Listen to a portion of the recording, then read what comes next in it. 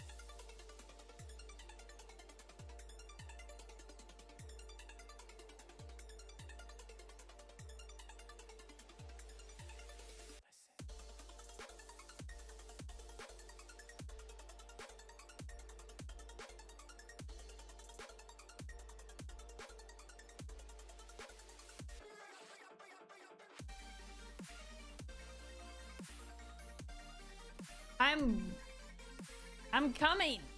Relax. Okay? I'm here.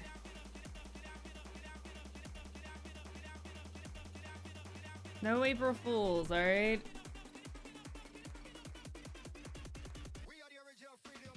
Hello, everybody. Oh my god, this stupid Twitch thing.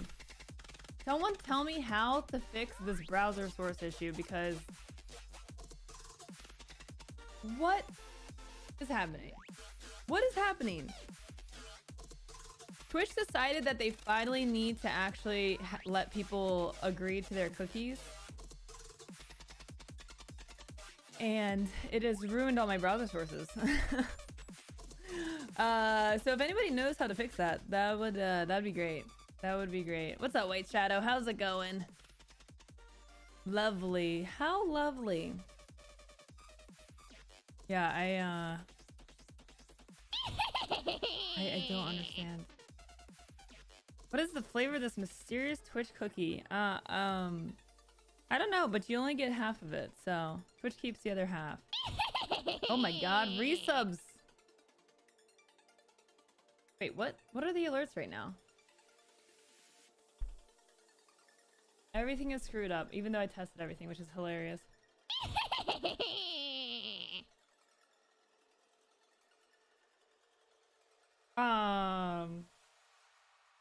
Okay, let me go fix that. I guess. Everything's broken. I don't even hear the alerts.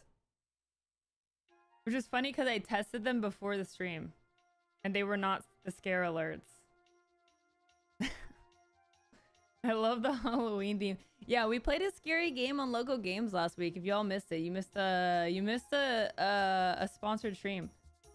We played a scary game on stream. If you're not following my alt account, you are literally missing out on high tier content. We were playing with B-Boy as well. Let me change my alerts to ones that are not scary. How about that? Okay. Did you go to DreamHack, White Shadow? Aw. I don't think I did. I didn't see you. Well, I hope you had a good time. Happy Halloween. We got our Halloween emotes. No, I'm just kidding. That is actually a troll. No Halloween emotes.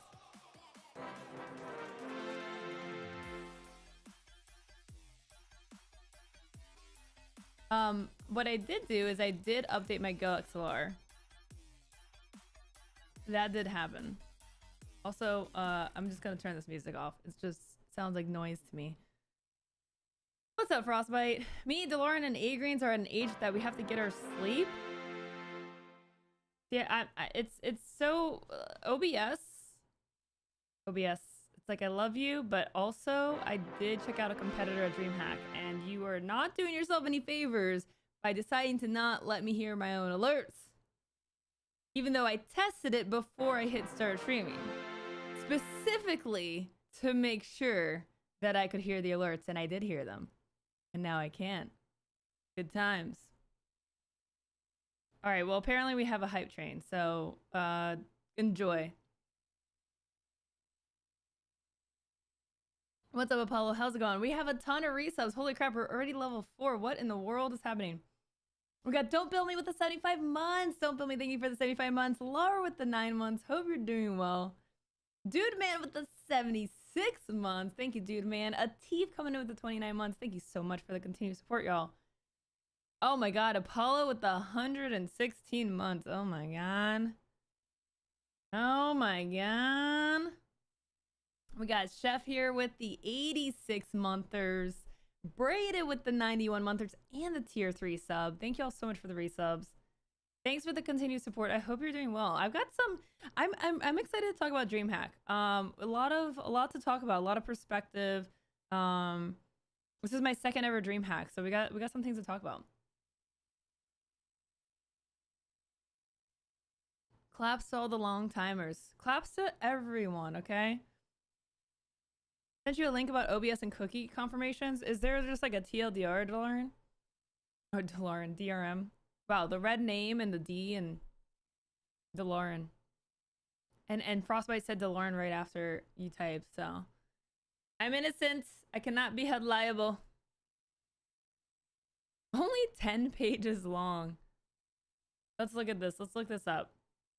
I'm sure I'm not the only one having this problem, so let's take a look here. Oh, this is from 2018. Are we sure this is still accurate?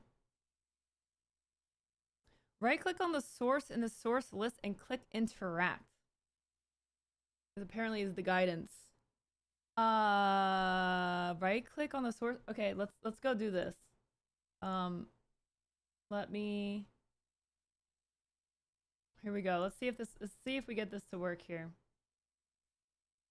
Thank y'all for the hype train. If you want some new Twitch emotes, 100 biddies or a resub or a sub or a gifted sub will get you qualified for a new emo. Right click, interact, proceed. Oh, there we go. Amazing. It worked. Oh, DRM.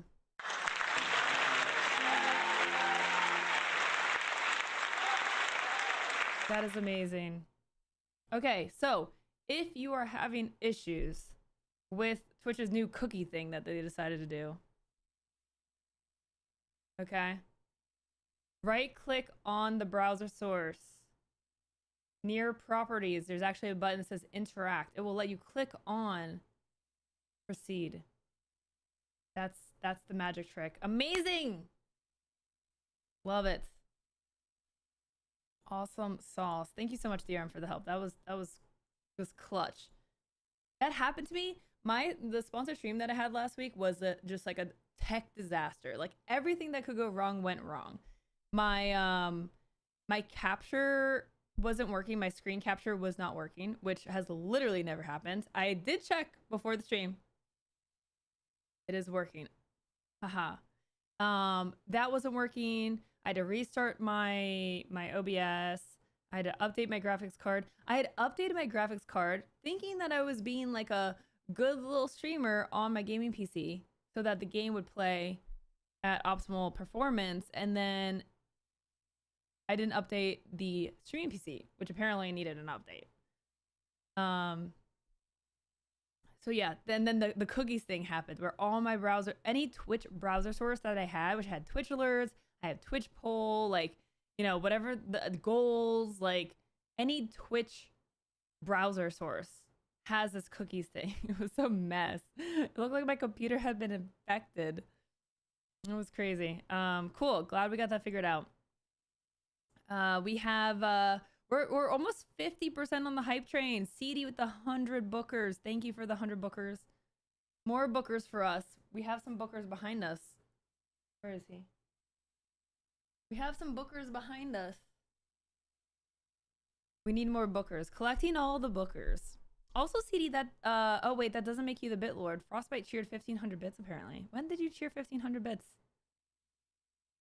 Apparently Frostbite is the bit lord. Can't break anything if you never install software updates. I need to. Oh man. I need to. Which, okay guys, we know our UI is bad. Any ideas how to make it worse? I mean, it's like legally you have to have like cookies permissions. I don't know. It seems like they're a little late to the party, but okay. Oh, let me boot up my Discord on this computer. I will say, so DreamHack was Friday, Saturday, Sunday. I will say that I feel pretty good. I didn't really stay out late. I'm now an elder creator where I actually don't want to go to the parties and be awake every second, which is nice because I think it was a little bit of I don't know, like to me it's kind of like an anxiety to feel like you don't want to miss any single opportunity or moment, or, you know, you don't want to have FOMO and miss something. And so I used to never sleep at conventions. I would never eat at conventions because I just didn't have time. It was pretty bad. I was like wired at conventions, and I think for like TwitchCon, I still am a bit. I think DreamHack is a little bit more relaxed in terms of activities that are happening after the con. So it made it definitely easier to disengage. You've been streaming for a decade. I have. Chat. I was at DreamHack, but on Friday, that was officially my 10-year mark of streaming. I've officially been streaming on Twitch for 10 years. Can you believe it? 10 whole years of streaming. It's been I mean, it's been a ride to say the least. It's been awesome. I cannot believe that I can say that I've actually been a content creator for 10 years. That's like really weird to say.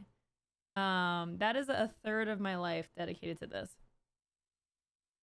Amazing poggers. And some of y'all have been here from the beginning. Still to this day. It is incredible. What is this DreamHack technology? Who's hacking our dreams? Khaled, thanks for the watch streak. 3 stream streak. Nice job. Who else has a stream streak? Stream streak. That's hard to say. Gray, taking that third spot? Third spot on the bit board. I think that makes you the jester. You're not the bit lord. You're not the bit lord, the bit lady. The bit boy. I don't know. Whatever. You're the bit jester, okay? You're in 3rd place. I've been here since Dark Souls 3. That's a long time, Jerem. That is a long time. You're 50 years old? What? That's not how math works, Gray. Past 30 at least, but we can never tell if the panel is updated or not. That's kind of the whole mirage of it. How old am I really if I never update my About Me panel? I want to turn my prompter on and not break other things. Cool. So I am multi-streaming. If you are over on YouTube or Twitter, I am multi-streaming to all 3 of these platforms. Twitch, YouTube, Twitter at the same time. I have to close out some of these windows. I have too many windows open. So feel free to say hi. I am monitoring all of the chats to the best of my ability. I still am trying to figure out how Twitter works, but you know, we're figuring it out. We're giving it a try. I will say one interesting thing is there is a discoverability mechanism for Twitter. So when I went live, I included hashtag DreamHack Dallas and hashtag DreamHack, which are 2 of the hashtags that are going around, that are being used by creators and people that did attend the event to go and find what's going on, right? So there is a discoverability mechanism here that could be pretty useful. This also will serve as my going live tweet. So if you would like to retweet, thank you, Chef, you can go ahead and do that. This will help. I also on Twitch, twitch.tv/Lowco, and YouTube. youtube.com/Lowco/live, I believe. YOLO, see if it works. I did link to a YouTube video. Not my most recent one. Let's see if that worked. Yep, it did. Cool! We're doing it. What's up, Karl Marx? How you doing? I'm going to get a straw because I hate drinking out of these weirdly wide coffee things. Why is the mouthpiece so wide? I don't understand. Like, are you supposed to put your mouth over the whole thing, or are you just meant to have a coffee mustache? Like, why is it one or the other? I don't like these options. I'm gonna get a straw. I'll be right back.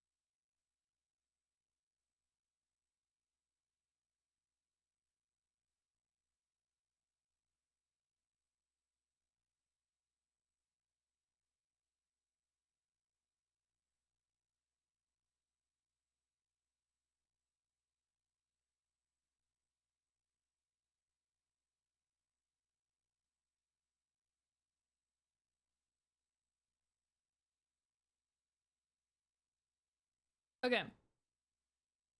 I almost came back with a straw only to find out it was actually a chopstick. And I'm like, I don't think this is gonna work. Is this a clean straw? That begs the question. Where did the straw come from? How does it work? Does it do things? Only one way to find out. I mean, what's a little germ, you know, what's a little dust? You know, in your straw. Yeah, well this container is almost empty. Let's finish that one out. Blow it.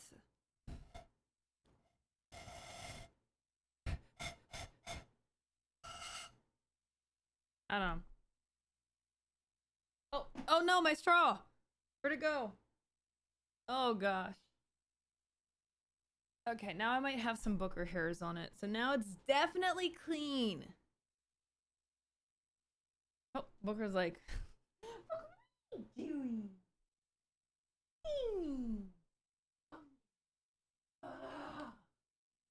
Booker, what are you doing?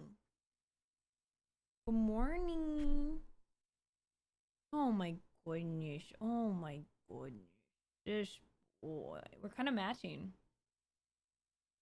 We're kind of matching right now. Yeah, I have coffee breath. Yeah. Yeah. He's the goodest boy. He's the goodest boy. You're so warm, Booker. You're a little radiator. You're the goodest boy. You know what we have to do? 10 years of streaming. We must celebrate with a little shake and bake. And you shake it, and you bake it. And you shake it, and you bake it. And you shake it, and you bake it. And you shake it, and you bake it. I love you, my stinky boy. I love you, my stinky sleepy boy. 10 years of streaming, almost 9 years of Booker. I'm blessed. Go be free. Go be free. What's up, Snowy Fire? What's up, Lamborghini? No, that's not how you say your name. Liam Burgoyne. I'm just saying that I may have come up with like a good kind of name for you. Lamborghini. I don't know. Maybe change your name, you know? Maybe think about getting a name change. Just something to think about. So yeah, today we're gonna recap DreamHack. I'm gonna talk about like the value for content creators because it's not really typically known as a creator event. It's actually more known for the esports aspect, and esports is definitely very prevalent at DreamHack. But they are working on doing more of a creator focus, and progress is happening. I will say that. I will say progress is happening for sure. Ah, no, I almost dropped my straw again.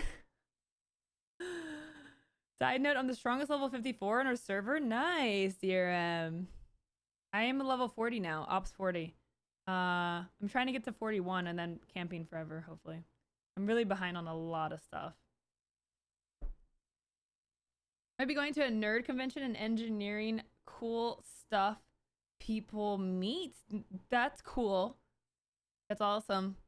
Love that. There's a lot of conventions that happen throughout the year that I don't even realize. You know, even in like gaming adjacent industries, it's super interesting. Okay, so yeah, make sure to interact with the Going Live tweet, and then we're gonna jump in here and talk about some stuff. And I'm gonna show you some cool things that I discovered at DreamHack. Some of my favorite things. I don't know. They're not really. One was a booth, and one like another was like not a booth. So we'll see. Okay. So, anyways, to start us off on our discussion today, we have a very, very important topic to talk about. First and foremost, we must talk about as we always do, the most crucial of topics first. We are a very serious channel here. Taco Bell has dropped a Cheez-It Crunch Wrap Supreme and Tostada. What?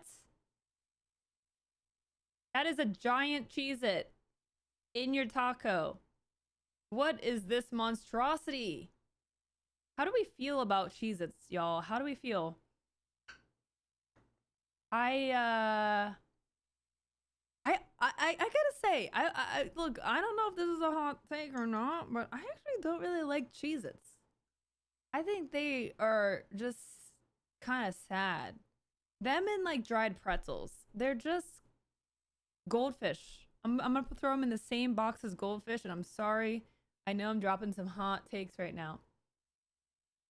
To me, it's just like it just makes me thirsty. It just makes me, I'm like, this is not doing anything for me. I don't know. I love Cheez-Its, really.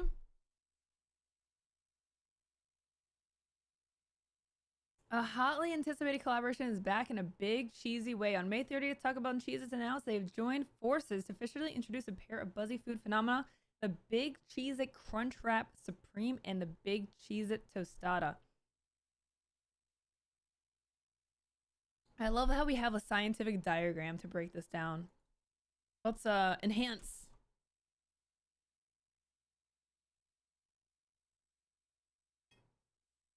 Has anybody had this yet?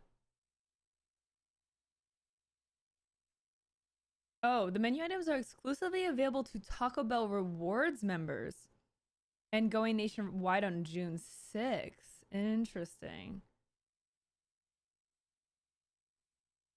This bit of snack food synergy first made headlines in 2022 when Taco Bell tested both the Big Cheez-It Crunchwrap Supreme and the Big Cheez-It Tostada for a limited time at a single Taco Bell location in Irvine, California. Taco Bell said at the time the trial run was very positive. Dude, these cheeses are huge.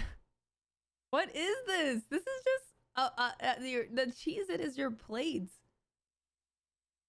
What in the world? Okay, who's had this yet? Anyone? I can't. I don't know. I would try the Crunch Wrap. Is this the Crunch Wrap? This has got to be the Crunch Wrap, right? I think maybe I would try it. Just to give it a go. Maybe we should do it on stream. We could do it this weekend. We could do it this weekend. So for those who don't know, this weekend is Summer Games Fest, and we are gonna be doing some co-streaming. That is the game plan. Sunday I will not be able to co-stream. I think there are some events on Sunday. I don't think I will be able to co-stream, but Friday and Saturday I think there are some stuff going on. So I think we'll do some co-streaming. It is going to be on my alt account, Lowco Games. So make sure, bash my microphone. Make sure you are following my alt account, Lowco Games. That is where I game. I didn't think I had to explain that, but okay. There you go. We're Lowco Games. So go make sure you follow, okay? What's up, CG? I remember when Carly tried to get Lowco to try Taco Bell. It's so funny. I talked such mad crap about Taco Bell. Like for years. For years, I would crap on it. And I really didn't really have it ever. And I didn't want to have it. And I got into it when I moved to Austin. My former roommate was into Taco Bell. So, you know, if they're going to get food, then I'm getting some food from Taco Bell. And I actually was pretty mixed about it. I would get the Crunch Wrap, and I guess maybe it was a bad Taco Bell because they would put things, they would not mix up, they would not lay it out right. So I would take a bite, and it would just be like a whole bite of just straight up sour cream. Or just a bite of straight up lettuce. And that was all I got. And I'm like, it felt like everything was in its own corner of the wrap, which was not a great experience at all. Not really what you want, okay? I love sour cream, but I just don't want hot sour cream, just like a mouthful of it. So yeah, I was definitely like wanting to like it, but I was pretty disappointed. And then Christy showed me the lights, and she showed me the 5-layer burrito. Now, 5-layer burrito is where it's at. That is my go-to. Okay, it's got all the things I like in it. My only criticism is sometimes the beans are all in one spot, and what I try to do is I try to weigh which side of the burrito my beans are on. I kind of try to like, you know, like there's one side that's gonna have the beans and one side's gonna have the meat and the sour cream and stuff. And I try to find, and it seems like I find which side it's on. And it's always the opposite of what I think it is. So I always get to it at the bottom, and I'm like, oh god, this is all beans at the bottom. That does happen sometimes, unfortunately, but Taco Bell has amazing items. The nacho fries are just... There's nothing better than the nacho fries, okay? When nacho fries came back, like, what was it, like a few weeks ago? We had gone to Taco Bell. We didn't even know they were coming back. We went, and they were there. We, like, screamed. They probably think we're crazy. We were like, ah! The nacho fries are good. The crispinadas are really good. They're not in anymore, but the crispinadas are very good. The cantina chicken, amazing. The cantina chicken quesadilla, so solid. Like, comes with guac and sour cream. It's like a good sized quesadilla. It's got good filling in it. Honestly, it's been hard going to Taco Bell lately and trying to decide what to get. You're saying there's a reason why Taco Bell won the franchise wars? How do they win the franchise wars? Like, what do you mean that they won? Anyone tried the Grandma Flurry yet at McDonald's? Yeah, what is in that again? I wish they gave extra nacho cheese in the large nacho fries, though. Yeah, I mean, I personally feel like it is enough, but I mean, you know, it's cheese, you know. Can't ever have too much cheese. Demolition Man called it. I don't know who that is. Taco Bell chicken nuggets. What is that? When is that?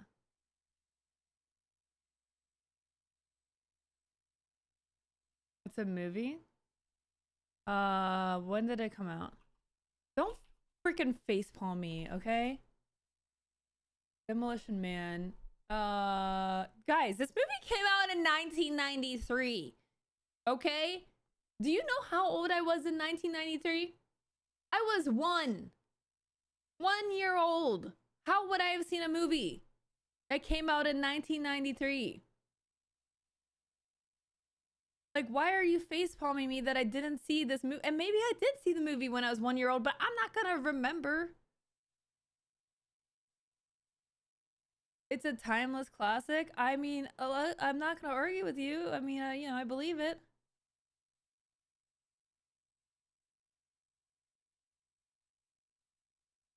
But I definitely did not see this movie.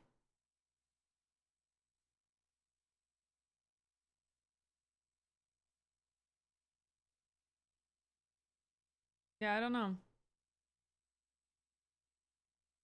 You had 30 years. Well, I mean, look, no one's talking about the movie 30 years later, okay? So I did not know. Okay, you hardly watch movies anyways. I mean, I know you're struggling with TV shows. Who has time for all this content, okay? What's up, Glenn? How's it going?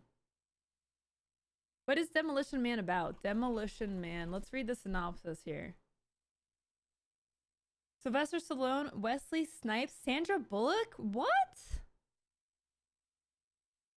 Stallone is John Spartan, a risk-taking police officer who has a reputation for causing destruction while carrying out his work. After a failed attempt to rescue hostages from an evil crime lord, they're both sentenced to be cryogenically frozen in 1996. What? Oh, this seems really cool. Okay, I'll put it on the list. I'll put it on the list.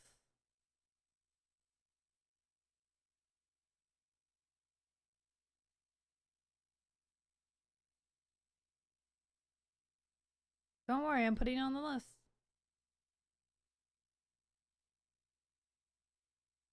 Movies. We've been trying to watch Spice Girls. Spice World. It's literally not available anywhere. Can someone like make a phone call?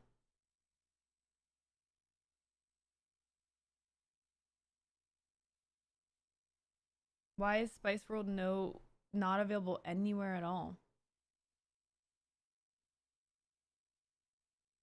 Spice World does not hold up, says who? How dare you say such a thing? Accolade is out soon? Oh man. Accolade is out soon. House of Dragon is out soon. So many things. We watched Furiosa the other week. It was so good. I like it just went so hard into Mad Max and like the music and the pacing and like the world and it was so good. Like I want to watch it again. Are there cooking spices in Spice World? Yeah. Yeah. Yeah, there's scary spice, baby spice, classic spices. Love the previous Mad Max. Yeah, it was very good. I was surprised how good Chris Hemsworth was in Furiosa. Yeah. Yeah, I actually didn't recognize him at first. And then he did such a good job. I love the casting. It was very good. Like I really want to see it again. And I don't really say that about any movie anymore because who has time to watch a movie twice?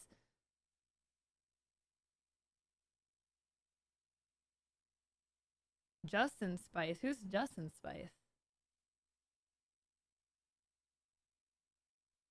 Okay, anyways, so cheesy crunch wrap. Ow. I didn't even get hurt. I'm sorry. The mic got hurt and I said ow for it. Let me know how y'all like it.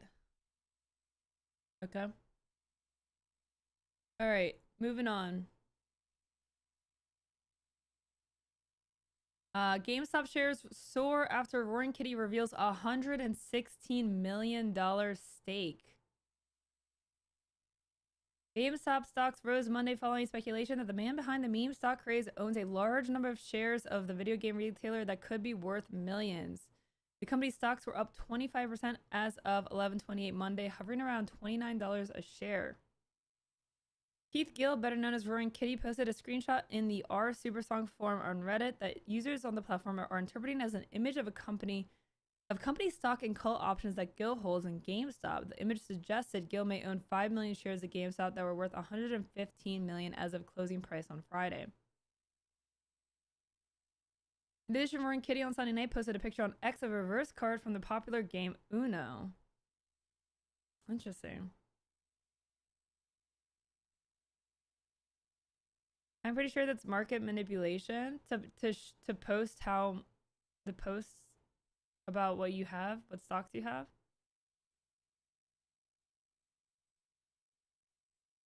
A former financial analyst at MassMutual, Gill is in late 2020 encouraged individuals on Reddit to invest. Yeah, we already know the backstory of this. Okay, blah blah blah. In 2021, Gill revealed he had lost $13 million in one day from his investments in GameStop. GameStop had experienced declining sales amid an industry-wide pivot from game cartridges to video game streaming and digital downloads. But with the help of meme stock investors, last March, the company turned its first profit in 2 years. This January, GameStop reported its first annual profit since 2018. I didn't even realize that. Last September, GameStop appointed Chewy founder Ryan Cohen as its new CEO. In its most recent quarterly earnings from March, GameStop said it eliminated an unspecified number of jobs to help reduce costs. The Texas-based company posted $1.79 billion in revenue compared to $2.23 billion a year prior.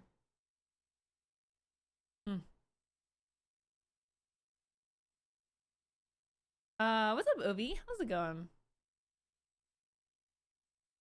New York Stock Exchange mysteriously had a glitch. So weird.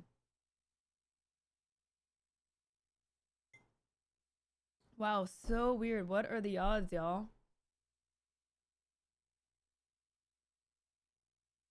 We got some NVIDIA news here. NVIDIA announces new AI chips months after latest launch as market competition heats up. NVIDIA continues to climb up. NVIDIA on Sunday unveiled its next generation of artificial intelligence chips to succeed the previous model, which was just announced months earlier. What? NVIDIA CEO Jensen Huang announced the new AI chip architecture dubbed Rubin ahead of the Computex Tech Conference in Taipei. Rubin comes months after the March announcement of the upcoming Blackwell model, which is still in production. What? NVIDIA has pledged to release new AI chip models on a one-year rhythm. The company had previously been operating on a slower two-year update timeline for chips. The turnaround from Blackwell to Rubin was a matter of less than 3 months, underscoring the competitive frenzy in the AI chip market and NVIDIA's sprint to preserve its dominant spot. AMD and Intel are two major competitors working to catch up through their gross margins, though their gross margins trailed NVIDIA's in the most recent fiscal quarter. Companies like Microsoft, Google, and Amazon are also vying for NVIDIA's top spot. The Rubin chip platform will have new GPUs, the crucial graphic processing technology that helps train and launch AI systems. It will come with other new features like a central processor called Vera. Okay. I need to, like, I need them to, like, slow down for a minute so I can get a new GPU and feel good about it. Feel good about my investment in my updated PC. Hey, Aethior, how's it going? Hope you had a good rest of your TwitchCon, Aethior. TwitchCon? DreamHack. My bad. My bad. All right, let's get into some streaming news here. What's up, Maze? Maze? I'm waiting on the 5000 series to upgrade my 3090 Ti. Yeah. I'm on a 3080 Ti right now on my gaming PC. DreamCon Twitch hack. Dream TwitchCon hack. I did see Miss Kylie DreamHack. Yeah, we got to chat. It was awesome. Awesome, Aethior. So glad y'all had a blast. Wow, I cannot talk today. Do I need more coffee? So glad you had a blast. I was hoping they were going to announce a 550 whatever series so I could upgrade my 7900 XT. What is that even? I don't even know what that. Where is that? I don't know. I never have enough coffee. No, I can definitely have enough coffee. I get jitters and I get like, I just feel bad when I have too much coffee. I had a lot of iced tea at DreamHack. In the creator hub, there was a giant pitcher of iced tea. And I just drank the heck out of that because the water was often empty. And I don't know, does iced tea have caffeine in it? I just felt very refreshed drinking iced tea. I was chugging it. I kind of want to get more into tea. Try some tea, rotate tea in with my coffee schedule because I just, you know, it's like the coffee is too much. Tea has caffeine in it. It has trace caffeine. Okay. That's actually good. I'm glad it doesn't have a lot because, you know, maybe it's just enough that it, you know, keeps me going. It's not going to make me feel like poop, which I can't have like more than 1 cup of coffee a day or coffee that's like in the afternoon. Otherwise, I just feel like ill. I don't know how else to describe it. All right, let's get into some streaming news today. So our big story is obviously talking about DreamHack. We will get to that. We have an article here about Kick. Bruce drop him off, bashes Kick as worst time in his streaming career after Twitch return. Did he go over like voluntarily or was he paid or what? I don't really know much about him. What about Decaf? Decaf coffee. I don't know if it's gonna do what I need it to do. I don't know.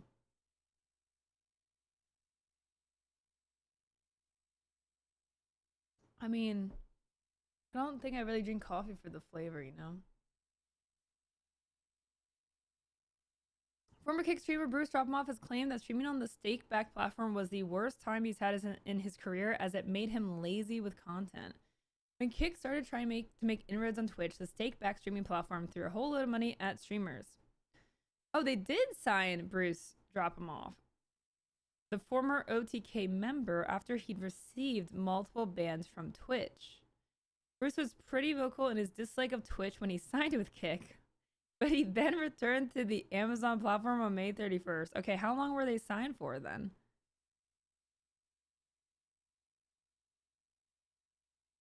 A year. Okay, so like literally exactly a year contract. So last year, he moved the Kick. Let's see.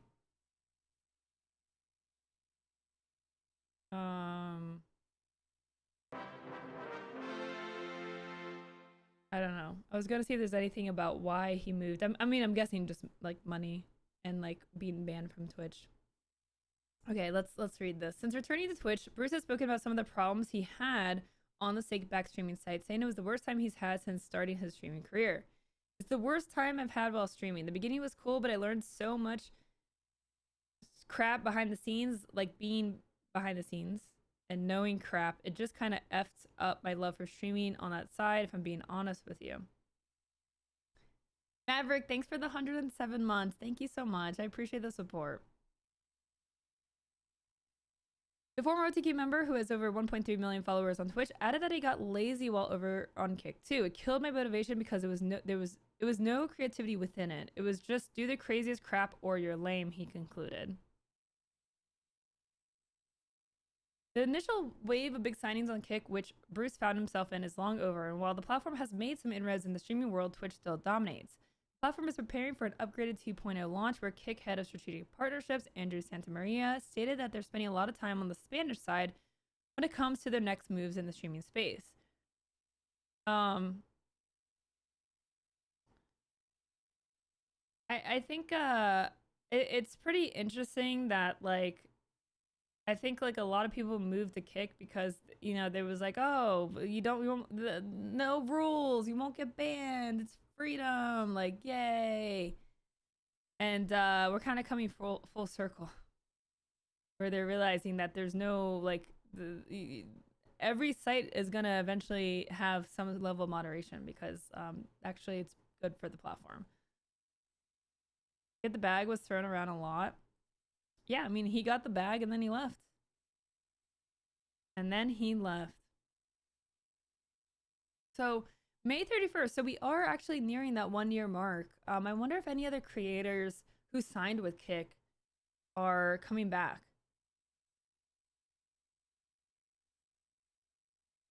I mean, this is a time when a bunch of creators were moving over to Kick and everyone was chasing that money.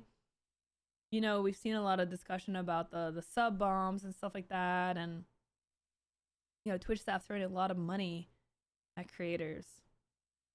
But where are the creators when that stuff dries out? How many years did XQC sign up? I don't know if that was disclosed.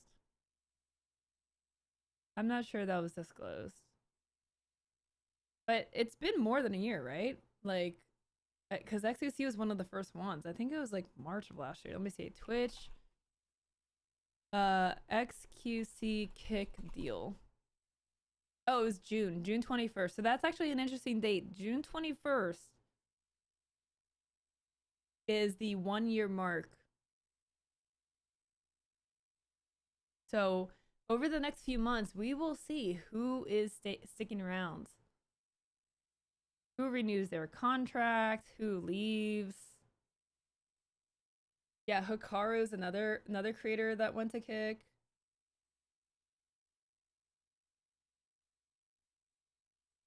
Were they exclusive?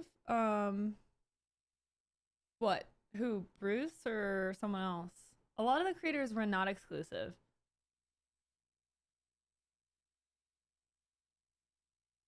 When's the next scary game stream? Oh, I don't know. Probably never. Let me check my calendar. Probably never. So you probably know that Kick was is a sponsor of DreamHack now, as of last DreamHack Australia. So there was a Kick booth at DreamHack. We'll talk about that. Before we get into our DreamHack discussion, the last thing I will bring up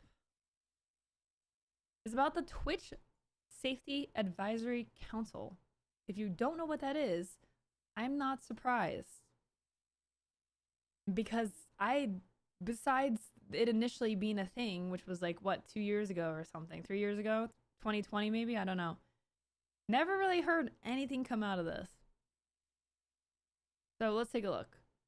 Twitch on Friday will terminate all members of its Safety Advisory Council, according to sources familiar with the situation and documents viewed by CNBC.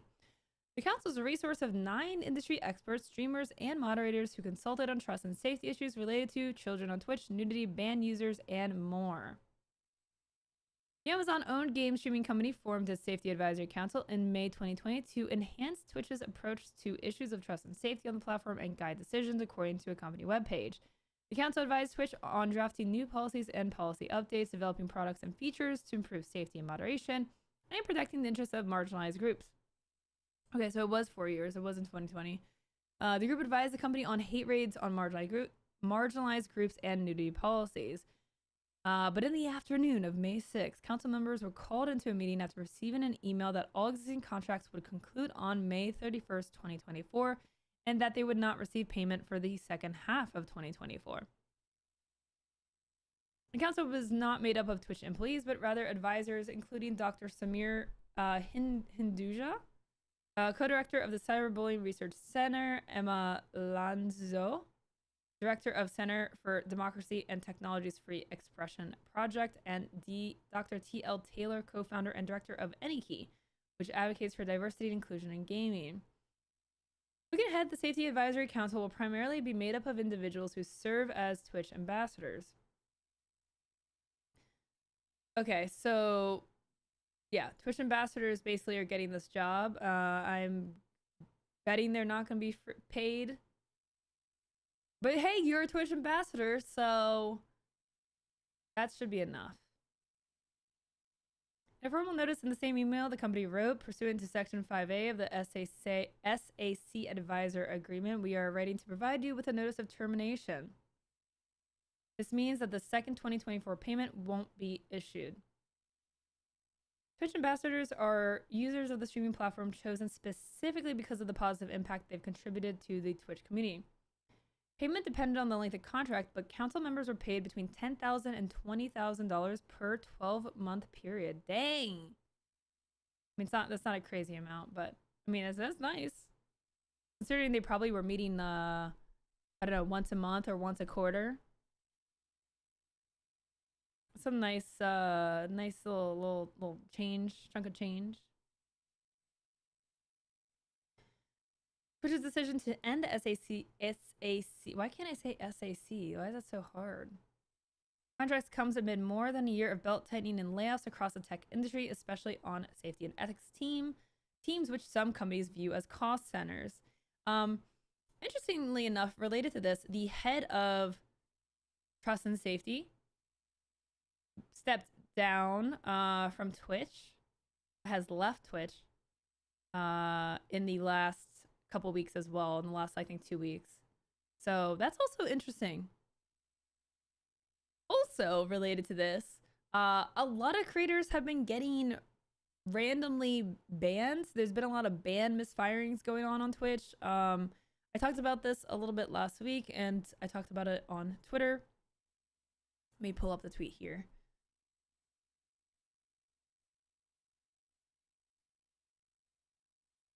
So I saw this tweet.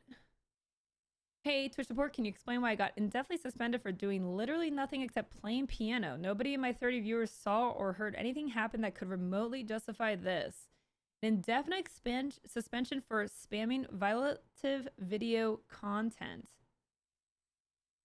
And this has seemingly been happening a lot in the last 6 months. I've seen more and more things like this happening. It's very clear that it seems trust and safety is taking a step back in lieu of lack of profitability for the company. So we'll see what happens, what shakes out over the next year. Will the, you know, the misfirings, you know, the inaccurate suspensions get more frequent? Will we see issues with accounts not getting banned or reports not getting handled in a timely fashion? Because these are all related, right? Like we have the head of trust and safety has left Twitch. The safety advisory council is done with, and we're seeing more and more of these happen. So Twitch is looking to turn a profit. They are cutting in every which way they possibly can. And yeah, I think there might be a little bit of a negative effect in the ecosystem because of this.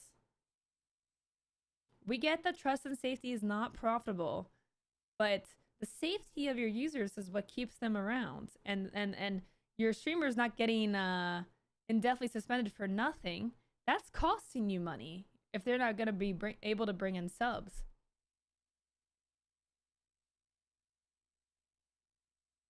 Also, if you get indefinitely suspended, all of your subscriptions get canceled and you have to go manually renew. So every time this happens and it's not a real, you know, ban, if this person is subbed to 10 streamers, that's 10 subs that, you know, that maybe they'll renew. Maybe they won't. Maybe they won't in time. This is how Palpatine got rid of the Galactic Senate. Safety is what keeps the advertisers around too. Yeah. It's really unfortunate that things are, you know, like trust and safety is looked at as like a, you know, an unprofitable thing. I don't think it specifically needs to be profitable because it directly and indirectly affects other avenues of profitability. You know, so continuing this article. A year ago, Twitch staff laid off about 50 employees responsible for monitoring abusive, illegal, or harmful behavior, according to people familiar with who spoke with CNBC at the time. The Trust and Safety Team, or TNS as it's known internally, lost about 15% of its staff just as content moderation was seemingly more important than ever. In an email statement to CNBC, the Twitch spokesperson said the company has brought in new council members who offer fresh, diverse perspectives. The spokesperson also said the company has over 180 streamers in its ambassador program, and with this new format, we'll be able to pull in even more voices and perspectives. So they're able to get more feedback for less money. I would be very surprised if Twitch ambassadors were getting paid for the time and effort that they're putting in to give Twitch feedback. And from, you know, I understand that creators, like, you know, they want to feel heard and they want to just genuinely help the platform. Like, that's great. I mean, that's literally what I do sitting here all day is, you know, try to provide constructive feedback on the platform. But I don't know. It's kind of it kind of feels bad when, you know, people were getting paid to do the work and Twitch is just putting that on ambassadors who also rep the brand, and their likeness is being used and plastered to drive ticket sales to TwitchCon. I just sincerely hope that Twitch ambassadors feel like they're getting what they deserve. We talk a lot about knowing your worth in this channel when it comes to working with brands, taking on sponsorships, you know, being asked or, you know, or requested to do something, and knowing your worth is very important. And that even is true when working with Twitch. It can be hard to say, hey, I want to be paid for this, or hey, like, we should be getting, you know, compensation for this. you know, when you're talking to the company where you are making your living and they have brought you on as an ambassador and you're getting some recognition and front page time. So, you know, I just highly recommend, you know, ambassadors to really weigh on what they're getting from this and who is benefiting from the relationship. That's all.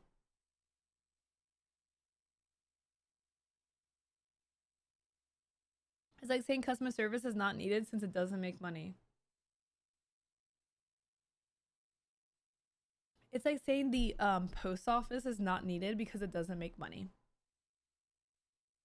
Not everything needs to make money because it helps facilitate things that do make money.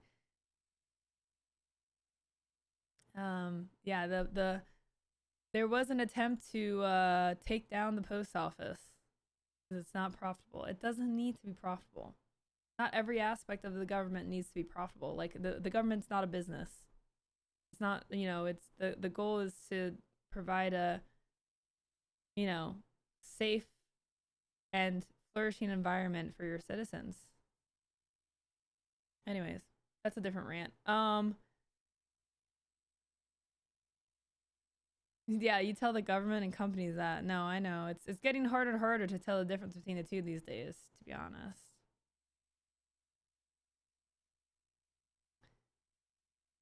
Okay, so let's get into our DreamHack discussion here. If you're watching on YouTube or X/Twitter, feel free to say hi in chat. We are streaming on all 3 platforms at the same time. We got to get my Twitter number higher. It's only at 598. That's, I mean, it's actually at 602 now. But we want to get it to like 1,000, you know? Our goal is 1,000 per stream. So get that number high. Okay, so let's talk about DreamHack, y'all. I got some tabs to open. I'm opening tabs.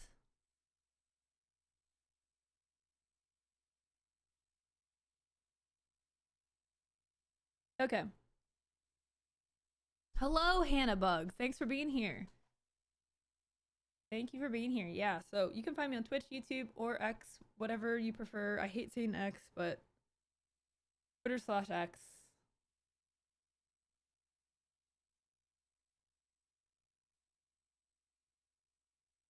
Okay. Let's talk about DreamHack. So, DreamHack is something that's been going on for many years at this point. I don't even know how many years. And it's primarily been an esports focused event. There are tournaments for fighting games, for Overwatch, for CSGO. Pretty much everything is occurring at these events. And more recently, there's been a noticeable focus on getting creators active at DreamHack as well. So last year, in 2023, I went to DreamHack Dallas for the very first time. As I live in Austin, it is simply a drive away, so I didn't really have much to lose. And it was a cool experience. You know, it was okay. Like there was a creator hub. It was pretty small. You know, there was some stuff. But you know, I was still a little bit like wanting more out of it, you know, from like a creator perspective. And going into DreamHack this year, I wasn't even sure I was going to stay all 3 days. I was like, I don't know. Do I need to stay for Friday, Saturday, and Sunday? Maybe I'll just leave like early on Sunday. And my experience at DreamHack this year has been just so much better. And I'm going to talk about why creators should really consider going to DreamHack, especially if there's one that's close to you. DreamHack is actually a global event. So there is one in Dallas, there's one in Atlanta, there's one in Australia, and there's, I think, several in Europe as well. So there may be one that's actually pretty achievable for you to get to. Now, what I will say is the creator hub that they had this year was much bigger. And the streaming booth that they had around the hub, like last year, it was like maybe one side of the booth, and this year wrapped all the way around. It was much bigger. There was a lot more creators there this year than there was last year. Let me see if I can find a picture of the creator hub to show y'all, if anything, maybe just the outside of the booth to give you an idea of what it looked like. I'm just going to kind of quickly browse through the timeline, see if I can see something. But, inside the creator hub, there were, I found a picture that I'm in, actually.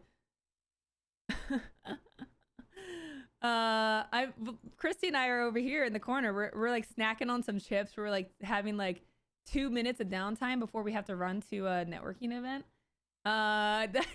Just found us there. I think one thing I really like about DreamHack is they really emphasize the hashtags, the hashtag DH Dallas, the hashtag DreamHack. That it was used throughout the entire event. I actually made a connection in the middle of DreamHack. I tweeted on the last day, if you see us, say hi, and I used the DreamHack hashtag. And I got a follow from someone who was in the industry, and we ended up having a meeting that very day. Like, we connected at DreamHack and had a meeting. It was very fruitful. So the use of the hashtags on Twitter actually has proven to be pretty valuable for DreamHack. I don't know. Like, I feel like right now DreamHack Dallas is actually in a really nice sweet spot for creators, where it's not too small and it's not too big either. It is like a Goldilocks style right now, where it's definitely growing and probably will continue to grow. And there may be a point where, it gets like too saturated. But the Creator Hub was a place where you couldn't live stream inside the hub. There was a decent amount of space. There was seating. There were snacks. There was iced tea. I talked about that earlier. There were refreshments like always available, like those chips that we were eating in that picture that I didn't even know I was in there. And it was like a quiet place to have conversation, to unwind. Creators were rotating to stream at the outside the booth. There were IRL backpacks that they were booking people for, so you could actually, as a streamer, get an IRL backpack and go and put it on, get set up at the Creator Hub, and then go and walk around the floor for like an hour or so. So they really like gave creators resources to help them be able to create content at the con. There was, as you saw in this picture here, this was inside the hub. There was like a nice little corner where you could take pictures and get some good lighting. And there's obviously some seats there. So we spent a fair amount of time here. There were also like some brands in the space too. So it wasn't like just creators. There were a couple of brands and folks in the industry side that were also in the Creator Hub. So it really provided a valuable place to network without, being crowded, being like in the middle of the floor with all the crowds and or not being able to hear each other. Like it was really nice to have this space for creators. And I think the cool thing about DreamHack right now is the fact that like you could mingle with pretty much anyone. Like everyone was like pretty accessible. It wasn't an experience where people were trying to discern who was worth talking to and who wasn't. I spoke with creators who have been around the industry for 8 or so years, and I talked to newer creators who just started within the last few months. And it was really cool to kind of have that like even playing field and not feel like it was like a sense of exclusivity or anything like that. So that's why I think it's in a really good spot, because as it grows, obviously, like it's going to become more stringent on who they can allow in the Creator Hub before it gets too big, right? So right now it's just like a really valuable opportunity. If you can make it to a DreamHack, I honestly would really recommend it as a creator. I think I will say that the booths were pretty lacking still. Like it definitely still very esports focused. It's very focused on like playing games. There's tons of areas to bring your own controller, to try out new games. They had dancing games. They had like tournaments you could sign up for. They had tons of stages for esports events and also really fun stuff that was going on as well. So one of the things that was going on was they did a drag showcase. And I think this may have been the first time they've done one. And it was hosted by Bitch Puddin'. And it was gaming themed. So they all had different like gaming cosplay, and it was so much fun. And this was happening like right next to the creator hub, so it was really cool to kind of like be in that space and be able to see like the main stage content. It was very, very entertaining. So much fun. I have found a really good sweet spot for these events with, I've done the book yourself minute by minute and be running around and, just like have to keep running and going places. I've done that before. I've done the I'm just showing up and not having anything planned. And I have found a really nice medium of having meetings and things I want to do, but also having deliberate time to be able to attend the events that are going on, or being able to have conversations with people I run into that I wasn't expecting, and meeting new people. I met so many new people at DreamHack, creators that have heard of me, that haven't heard of me, that love my content, that, are interested in what I do. And it was really awesome to be able to have that environment where we could have those conversations and not feel like we're getting bumped into or we have to run because, we all have stuff going on, and, that's understandable, but it was really nice, kind of like a good balance to have. And Kira's someone that I met at TwitchCon. Why do I keep saying TwitchCon? DreamHack this weekend. Kira, it was so great to meet you. I hope you had a great time.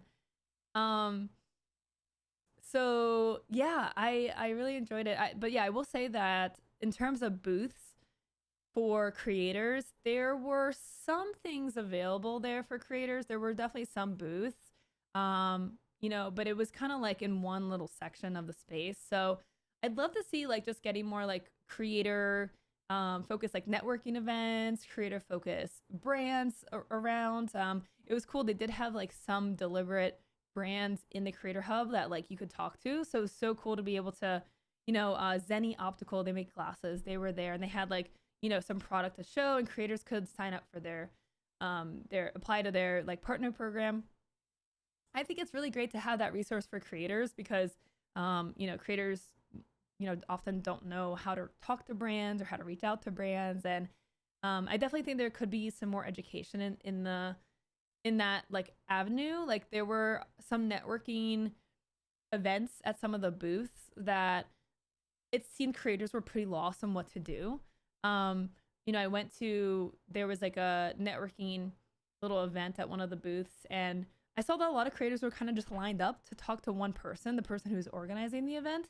And I just started going up to people and be like, hey, what are you here for? What do you do? And getting to talk to them and like, giving some creators some advice on like how to pitch brands and stuff like that. And, I think like a lot, especially like smaller creators who maybe this is their first con or their first DreamHack or the first time they're being able to talk to a brand and actually be able to access a brand, being able to teach them how to better like approach those conversations. I think that's still something that's needed. But yeah, I would say like at least the booths were pretty accessible. Like it was not a very crowded event. I don't know what the actual like turnout was or what the capacity is, but it was not like a PAX where you're shoulder to shoulder and you're constantly like bumping into people. There was space to walk. To me, it wasn't very overwhelming, and there was opportunity to go and talk to people at the booths, which was really great. You not having to like wait in line or just kind of stand around for hours waiting to talk to someone. So definitely pros and cons. And again, I think DreamHack Dallas is just in a really like, or DreamHack in general is just in a really good kind of sweet spot. And obviously they'll continue to grow. But I think it's really valuable right now for creators. And like I said, they're all over the place. So if there's one near you that you can like drive to, or it's a quick hop and you can make it to one, I would definitely consider checking it out, and also look into their creator opportunities. One thing I was really impressed about was, if you are a creator attending DreamHack, you would be invited to a private Discord where there was constant communication about what was going on, about streaming opportunities. There seems like there was plenty of like slots available for streamers. There was a communications about any changes or issues or things opening up. It was really cool to kind of have like a central resource for all that. So definitely want to give a big props to the creator team who put this together. Like I can't even imagine the amount of work it is to do all these different components. But I think it definitely helped to facilitate like a really valuable experience for creators. So yeah, now I will say, in terms of like, I do want to talk about Kick, and I want to talk about Kick attending DreamHack because as of Twitch Australia, DreamHack has partnered with Kick, which is, definitely questionable. Especially considering at DreamHack Australia, there were a lot of headlines about Kick creators getting kicked out and harassing people and being just like rude and obnoxious. And there was a lot of controversy around DreamHack Australia. I did not have anyone put a camera on my face. They set some guidelines about the rules about live streaming in the convention. There was no live streaming allowed in the Creator Hub, which I really appreciated. Because when I'm in the Creator Hub, I'm there to unwind, or I'm here to, or there to have like a business conversation. I'm here to have like a serious conversation, and not have a camera thrown in my face. Like, I'm not here for your content. Like, go out into the world and go do that over there. Now, the only negative headline that I saw from DreamHack Dallas was this Fortnite pro getting kicked out by DreamHack Dallas after sneaking into the Porsche display. So this is actually a Twitch streamer, not a Kick streamer. They were kicked out of DreamHack Dallas for crossing a barrier and touching a Porsche on display at the event without permission. And then they ended up issuing an apology afterwards.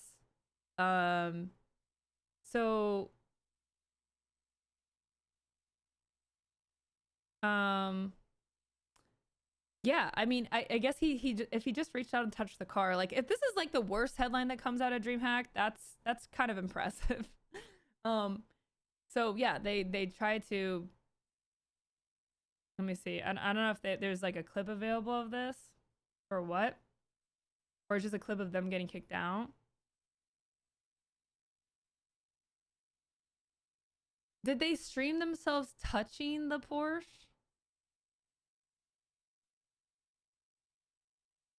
So this is them getting told to be removed.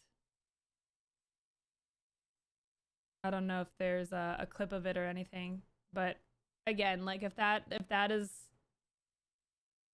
the worst thing that happened at the con, like that's much better than the headlines that were made from DreamHack Australia.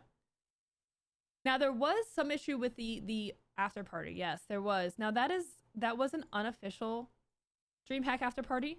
It was not an official one, so that's important to know that it's not like on the fault of DreamHack themselves.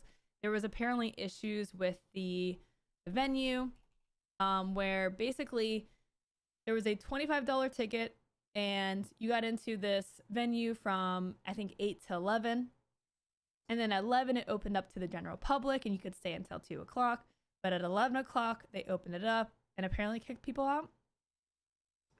But the organizer of the event, again, it's Sonic Boombox.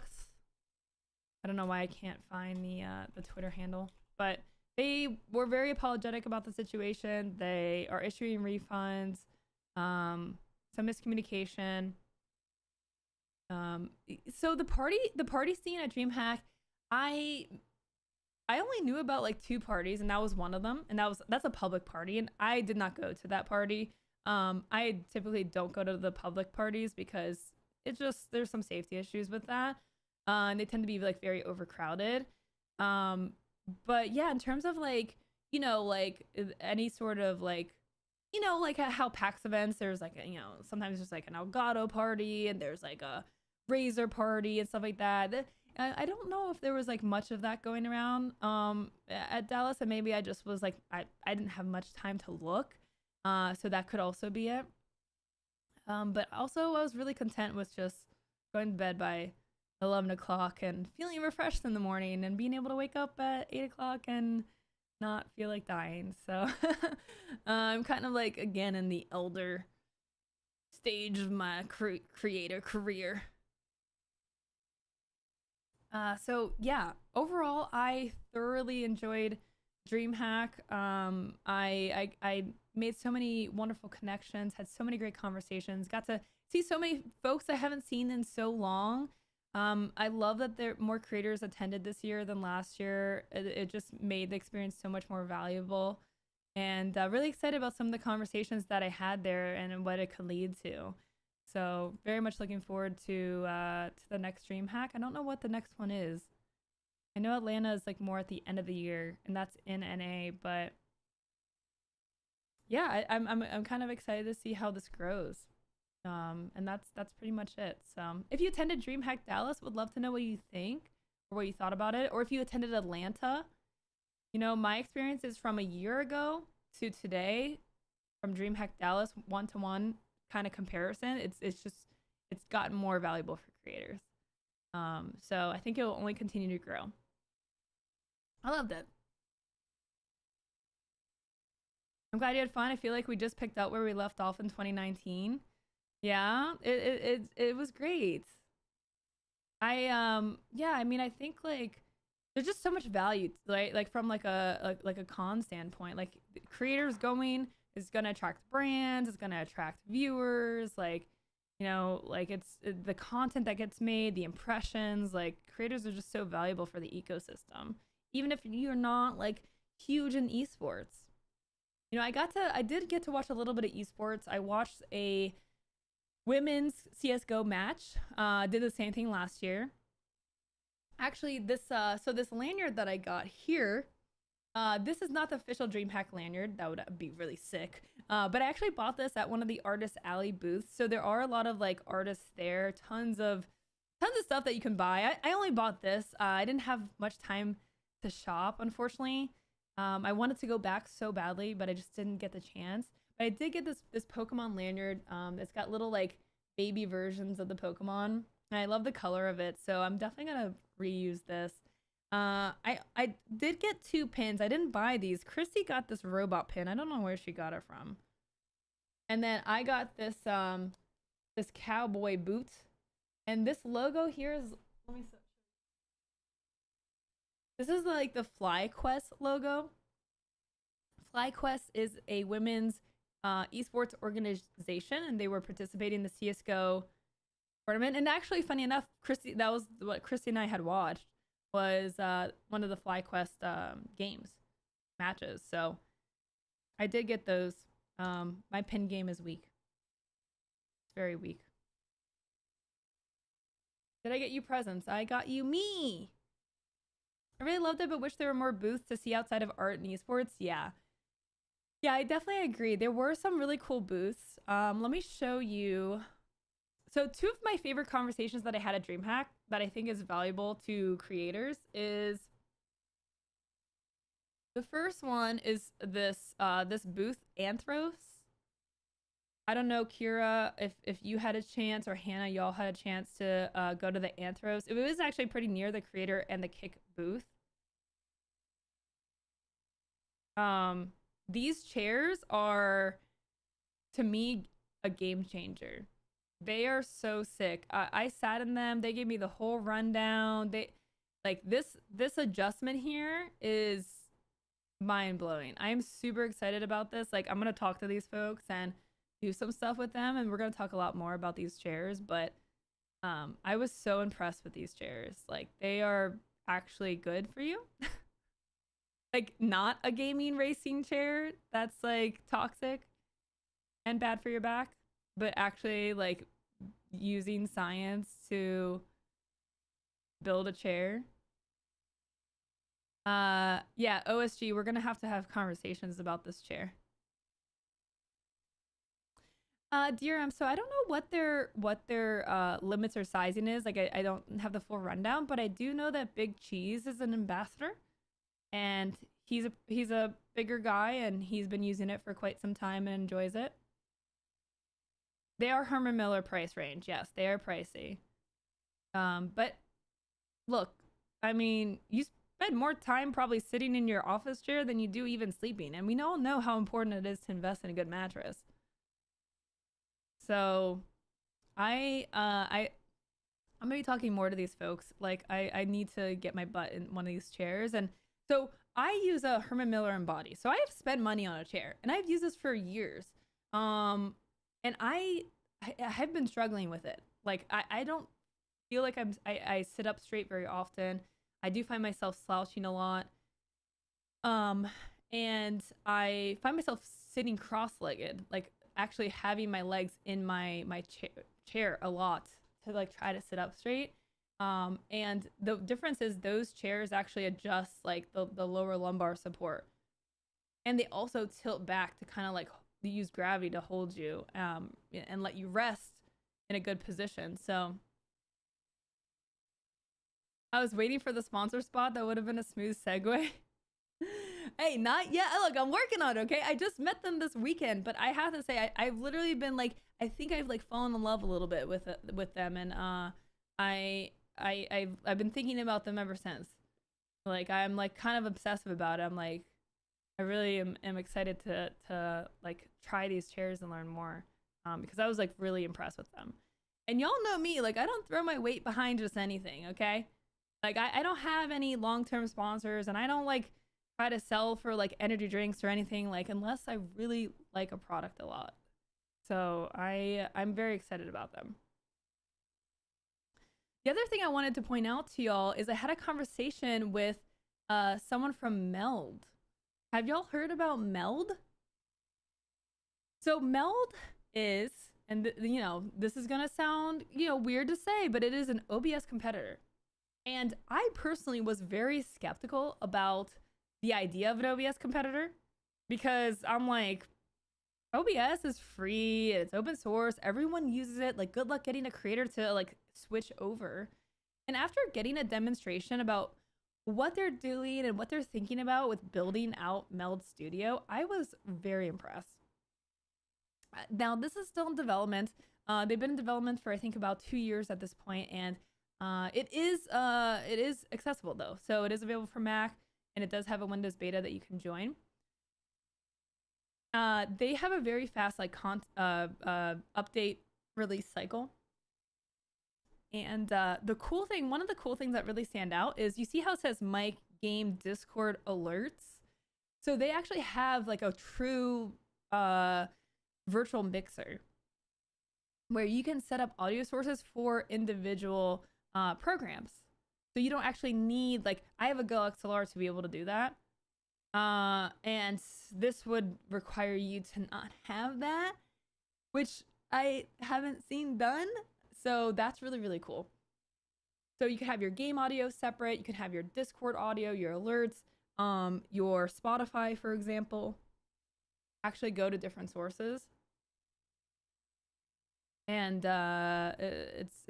and also this bar here is not just like to adjust the like the max decibels, but also provides some like audio limiter effects or something. It's pretty cool.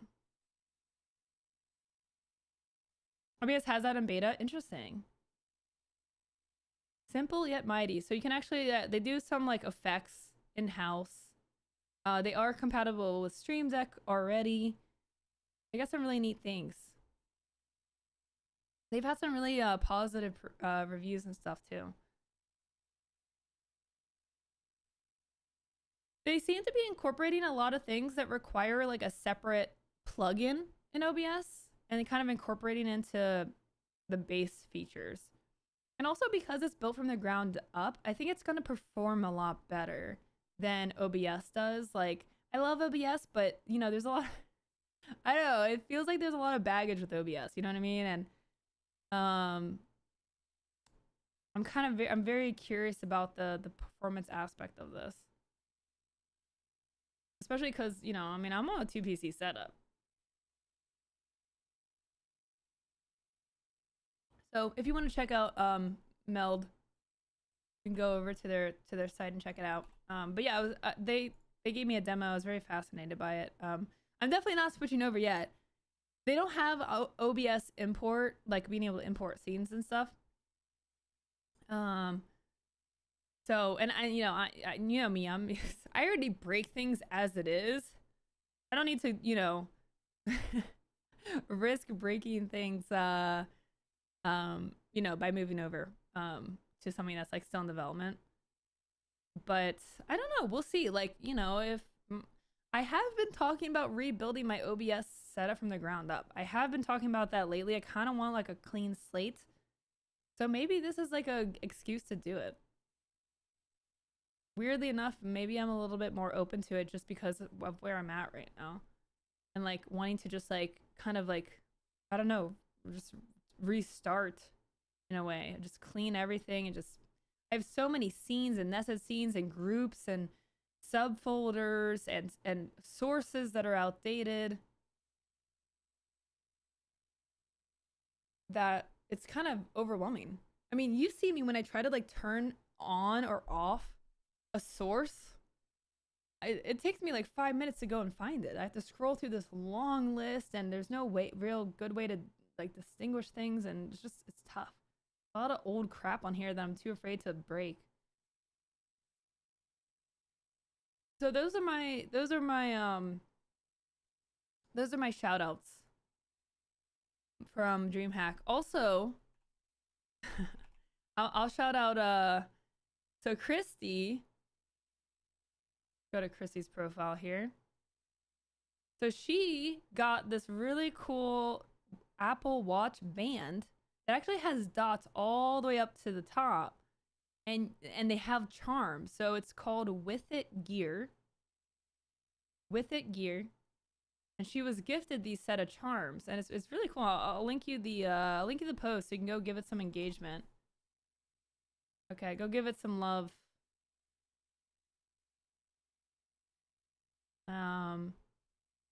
Yeah, they're really cute. I don't have an Apple Watch, so I can't derive any value from this. You know, it's very cool. Very cool idea. It's kind of like, you know how people put like little charms and stuff in their Crocs? Like, I feel like this is gonna catch on because of that same idea.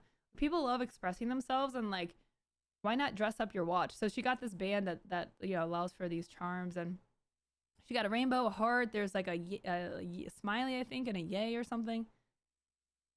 She got a cactus also that she didn't even put on yet. Imagine not following Chrissy on Twitter. I know, imagine. I would love that, to be honest. Yeah, it's so cool. Such a cool idea. Yeah, they're called With It Gear. Yeah, okay. Works with Samsung, Garmin, and Fitbit. Fitbit's nice. Band Candy. Yeah, Band Candy is what it's called. Very cool. Yeah, go interact with that post. Watch charms interchangeable. They have non-Apple versions, so could still use the band. Yes, for sure. Yeah, so that's pretty much my DreamHack recap. Yeah, I mean, I'd love to know what other people thought about DreamHack, if they had a good time, other than the unofficial after party debacle. Watch gibbets. Sure, I guess. We need to bring back phone charms. I don't even know what phone charms are. My phone case is falling apart. Christy has bought me 2 different phone cases to try to get me to replace it, and I've just been like, no, it's too big, it's too heavy, I don't want it. I need to find a replacement ASAP. It's disgusting. Okay, look at my phone case. It's like, this is falling off now. Like, this is all peeled, and it's so bad. It's the sticker, like, there were more stickers and they faded. It did not go well. Oh god, it's like chipped here at the top several times. Look at this. It's so bad. It's not even a phone case. It's so, yeah, like it's driving Chrissy nuts. It's making her so mad that I haven't replaced it. But the thing is, I've been to the store multiple times. Chrissy's been to the store multiple times, and because I guess because they release phones so fast, they stop having more available cases for older phones. My phone isn't even that old. It's an iPhone 13. It's 2 years old. You know? And still, like, first of all, they put all the phone cases behind a lock, which is the dumbest thing ever. Like, who cares if someone steals a phone case? Who cares? Like, it's just like, why does everything need to be locked? I just hate it so much. It makes me so grumpy.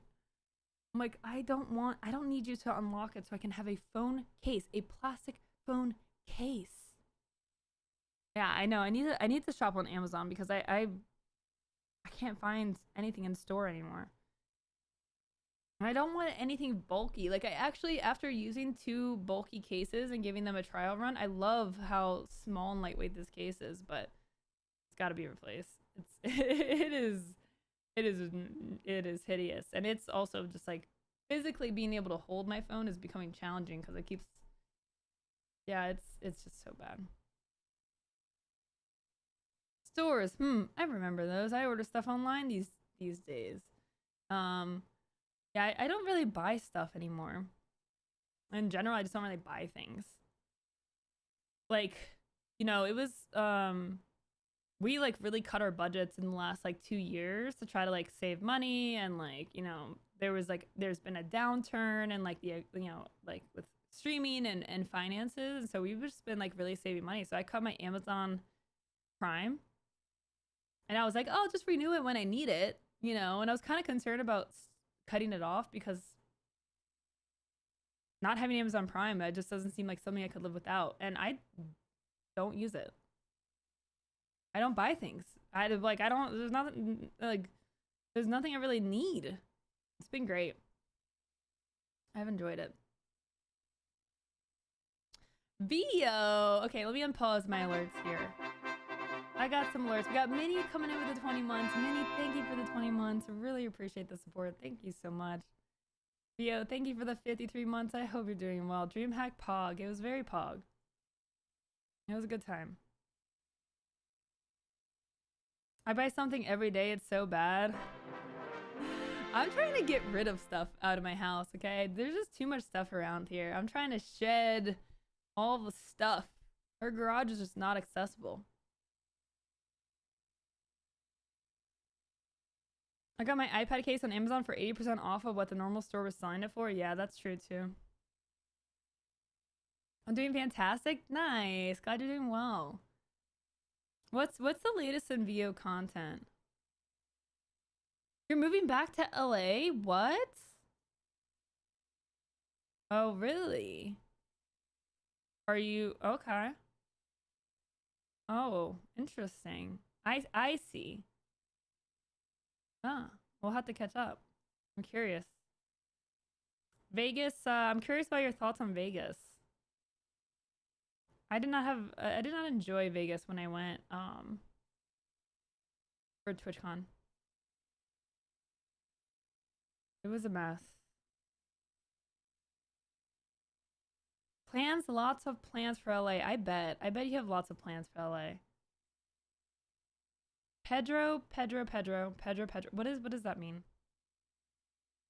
What does Pedro mean? Like vote for Pedro? Is that what you mean by that?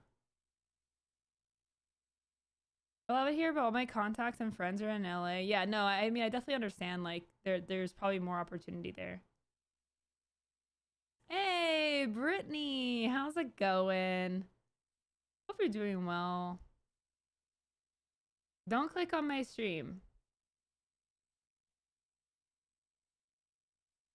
Okay, I'm gonna definitely click on your stream. Okay, pulling up the stream.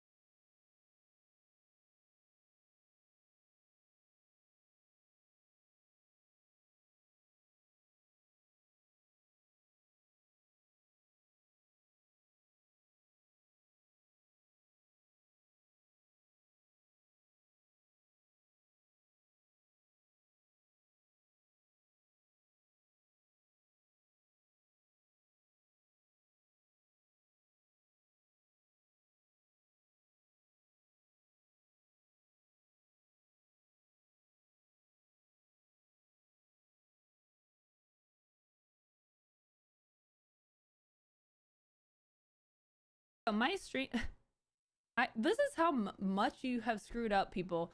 My intro this morning was 19 minutes because I had to run to the gas station real quick to get, you know, a coffee. And chat was like, is Lowco trolling like VO? Like, is this gonna be like a permanent intro screen? It's like, it's been 19 minutes, guys. Like, it has not been that long. Like, relax. Relax. Like, no, I'm not pulling a VO. I wish I was pulling a VO. I should try to pull a VO. You know, 11 days of sail away, maybe. 90 minutes intro. 19, 19, less than 20 minutes. And Chow was complaining, being like, is this a VO stream? Is this one of those VO streams? That's how I started doing longer starting soons. Oh my god. What's up, Lance? I'm gonna throw up a YouTube video about my DreamHack recap. So if you did miss it, I'm gonna highlight it, get it up today. Exclamation point YouTube. Make sure you do subscribe to my YouTube. So this is one thing I will say. Okay, I have, as y'all may have noticed or know, or maybe because you heard me say it, I have felt very burnt out with creating content for a while, and joining River has given me the ability to take a step back and feel okay. Not feel the pressure of like, oh man, I need subs and I need to get the bills paid. Like, I have a paying job, and that has allowed me to kind of like really reset over the last 6 months, right? We're already halfway through the year. I will say after DreamHack, I feel so reinvigorated, like really excited to just like be creating again. You know, I got a lot of really positive, you know, comments about creators who enjoyed my content and have found it valuable, and you know, that's the stuff that keeps me going. And you know, not to, I guess, sound, I don't know, like petty or anything, but it's just, I don't really like, it's not as effective online, or maybe I don't get it as much as I need, or you know, I don't know what it is, but like hearing, like seeing like someone like come up to me and recognize me and like find value in what I do is like, oh, well, okay, well then I'll just keep doing it, because like, you know, I do it to help other people, and if I don't feel like I'm making the difference, then I don't feel really motivated to do it. I'm not really you know, doing it for the views. If I was doing things for the views, then you know, I would lean into like the drama and stuff, and you know, I could blow up very easily. But you know, I've always stuck to the type of content that I feel like helps the industry learn something, and then it just feels kind of like a lost cause if I don't feel like I'm making an impact. So I do feel really excited. You know, I think my hurdle has just been getting a good like flow with getting some help on the content management side, like actually having someone that, you know, is doing my thumbnails and helping with titles and getting the content scheduled. Like, I don't have that time anymore, but I do have, you know, the funds from my stream to be able to reinvest in that. So that's kind of where I'm looking to kind of fill that gap, so I can like really start just focusing on getting some more stuff out there. So anyways, long story short, make sure you follow me on YouTube, because that's going to be the #1 place where you can find the most important content that I've done, like as a video, as a short, even as a stream. We are live streaming on YouTube, so you can go rewatch the stream over there, and go check out my other, like, you know, little bits of highlights. So yeah, I do feel really like excited about the connections that I've made, and at DreamHack, and the conversations I've had, and you know, like just feeling pretty motivated. And I think I saw that from a lot of other creators as well. Like, I saw, you know, some creators feeling really good after their conversations at DreamHack, and I had a couple of really great conversations with folks who got very emotional, you know, like about their streaming journey and feeling like alone and lost, you know, and you know, it was really touching to be able to, you know, help a creator feel even just like a little bit less alone. You know, she's so freaking back, y'all. you know, it streaming, I think the industry can feel so lonely. Everyone is so busy and no one wants to bother anyone, and you know, we all get stuck in our little bubbles. And these events really, you know, they force you to not be in your bubble because you're out interacting with people all weekend. And you get to have so many really enriching conversations. So I would say that's there's another takeaway from, like, if you can attend some sort of creator meetup or a convention or whatever it is, that's like, if you're in content creation and you have an opportunity to go find people in person and go talk to them and go to some sort of like meetup, you should do that. You know, Twitch is bringing back meetups, you know, around the world. So, you know, you can look at the Twitch meetups website. I think it's meetups.twitch.tv. You can see what's going on around the world, see if there's something near you. Seattle has an amazing meetup group called Soba. Yeah, like, you can go and kind of like go and find someone. And this is also why I do my premium membership program, why we have this cohort, because it helps people to, you know, be a part of a group who are like-minded, who are motivated, who are learning and helping each other. And it really helps to just, I don't know, like, make a more enriching experience for everyone, you know? LocoCon when? When I'm a millionaire. Well, maybe multi-millionaire. I don't know. When I'm bringing in the millions, I'll do a LocoCon. I'll fly out all my mods. I'll give away a bunch of streaming tools and products and stuff. I love to meet up with so many broadcasters I follow. So I will definitely be going to TwitchCon NA. I will be going to GCX. I may be going to Gamescom. I will not be going to TwitchCon EU.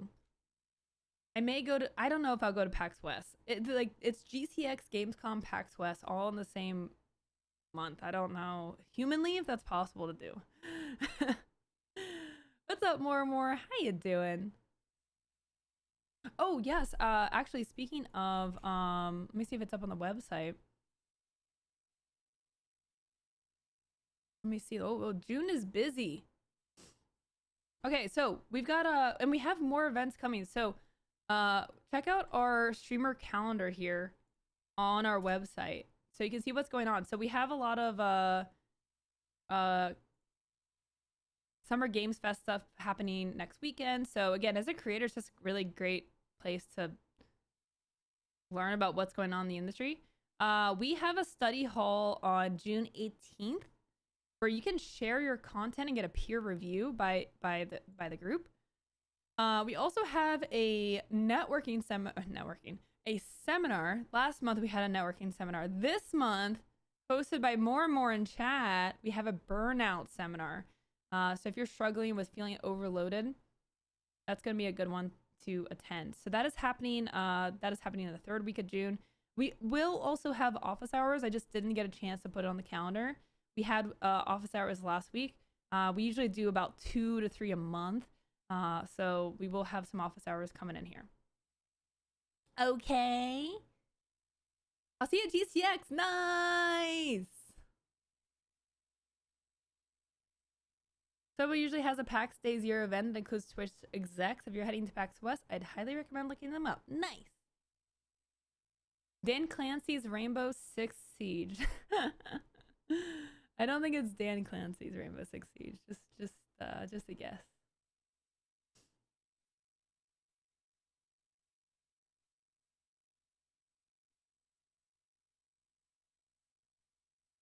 All right. That was my plug. Okay. Well, that's all I think I have for today. Let me see if there's anything else on my Twitter that I wanted to go over. I think we covered everything now. I had the Pedro song stuck in my head, BO.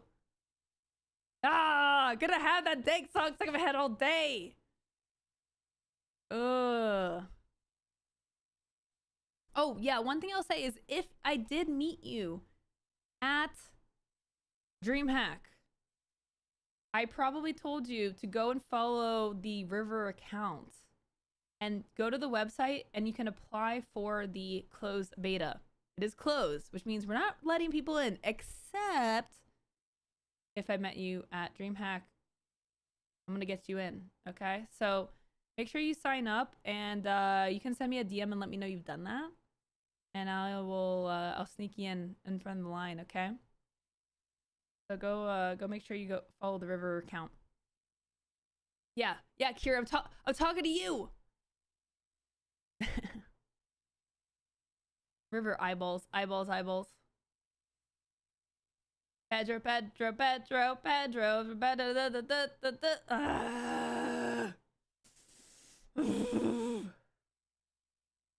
Okay. I've been hearing Pedro for 11 days. Okay, well, that's on you, honestly. I can only blame you for that.